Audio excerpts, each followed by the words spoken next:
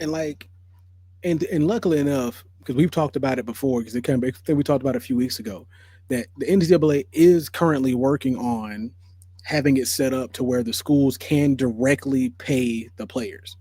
They're starting to set up a whole separate fund. Right now, it's for some of the bigger, it's for the bigger schools in the FBS. So it's not all the way across the NCAA, but they're working on it to where I think it was what 225, 250 million, Yeah, they like a trying. pool of 250 million to where they're just able to pay the players and all they have, and if the players are still able to go out and get NILs, Hmm.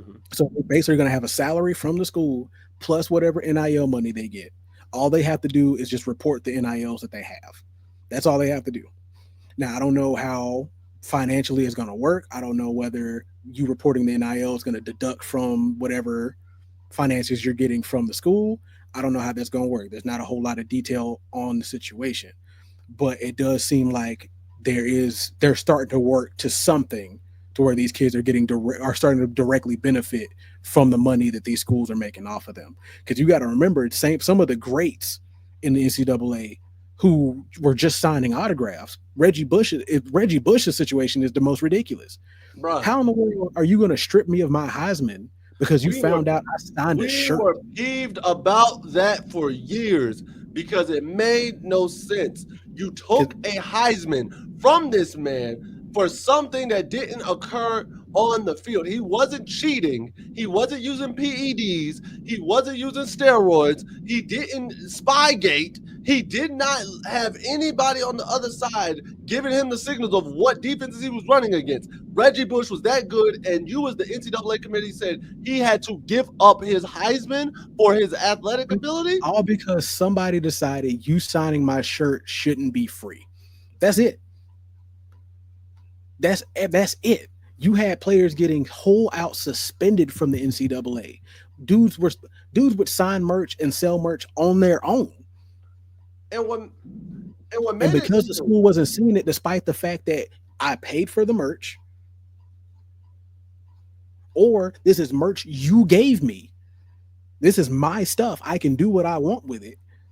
And these are guys that weren't even at the sometimes some guys weren't even at the school anymore.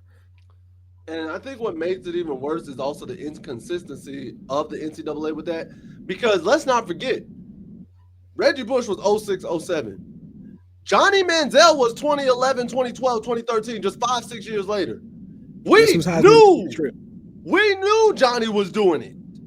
It wasn't a secret. Y'all didn't strip him of his. So guess whose Heisman didn't get stripped? Johnny Manziel's, and Johnny was public with it. Johnny was public with it. There's a whole documentary right now on Netflix, Untold Johnny Football, where he admits to everything that he did. But not once was his Heisman stripped. The man went Dude on was to going get to pay, drafted perfectly fine. Didn't draft stock didn't dude even was going drop. to dude was going to pay promotions with celebrities. Like, come on, man. Dude was holding He parties, events, all kinds of stuff he was he was getting paid for. But he, once again, at the end of the day, we are not against these kids making money. Just go ahead and never been there. bro in the comment. If you ever see this Let you video know, we're again, not on the side. Yeah, we one go ahead and let you know we're not on the side of the organization. We on the side of if you sign a contract, you uphold the contract. be a man about it. And Honor and your I'm contract. my thing is, I think for Nico's sake, and this is me talking. What I think Nico should have done is played one more year in Tennessee, then see where his money was going to go. That was crazy. Okay, There was some crazy pocket hating and watching. Like, hold on, he getting more money without us? Oh no! that's it. Hey, I had to hit it with the ace mate. Oh no! Oh no, Nah, that's but it really crazy. was. And again, like like my co-host said, I'm also not against the players making their money. I'm not with the system. I am with the sense of these are young men who are also about to go into life, and I'm teaching them this. I want to help give this information. You sign a contract, abide by it. But also, you know what? If you're looking for a better option, make sure you look for your better option the right way while still honoring where you're at. Nobody That's, said you can't go look for a better option. We all do it as adults. We all will have a job, but if we get to that point where we feel like the job's not appreciating us enough and we can look for something better, we start to research and look around And then if we find something or an option that we feel is better, we make sure we do it in the most professional manner. We give ourselves some time. We give the job some time. That's why they say the 2 weeks notice. I know some jobs do not honor it, but one thing, a good job, a good management team, if you give them a 2 weeks notice, they will honor that because at least then you're like, oh, hey, I am, damn, it's 10:15.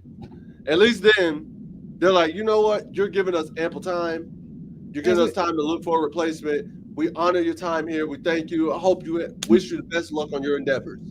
And you're doing it in a professional manner because then you don't burn bridges down the line. That's the other thing. You don't burn bridges and you don't burn connections because you never know down the line when that's going to come back to help you or hurt you.